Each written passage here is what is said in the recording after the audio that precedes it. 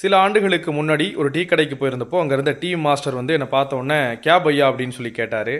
சரி, இது சரிப்பட்டு வராதுன்னு சொல்லிட்டு ஒரு பாரதியார் கவிதையை வந்து எடுத்து போட்டு விட்டேன்.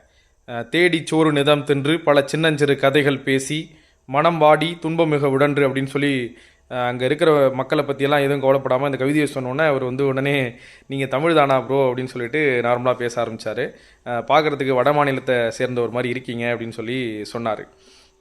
எதுக்காக சொல்கிறேன் அப்படின்னா, நேத்தி வந்து ஆஃபீஸ் முடிச்சுட்டு வீட்டுக்கு போகும்போது எதிரில் வந்து வட இந்திய பகுதியை சேர்ந்த மாநிலத்தை சேர்ந்த 2 பேர் வந்தாங்க. 2 ஜோடி ஒரு ஜோடி வந்தாங்க.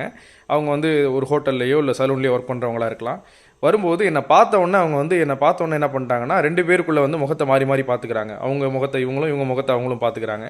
அது எப்படி இருந்ததுன்னா, யாரா அவன் நம்ம சொந்தக்காரன் அப்படிங்கிற மாதிரி ஒரு ஃபீல் கிடைச்சிது அவங்க பண்ணது.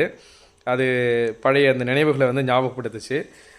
இன்னொரு விஷயம் என்ன அப்படின்னா, யாதும் ஊரே யாவரும் கேளீர், அந்த கனியன் பூங்குன்றனாரினுடைய அந்த வார்த்தைகளை தான் வந்து அடியொற்றி நான் இயங்குறேன்.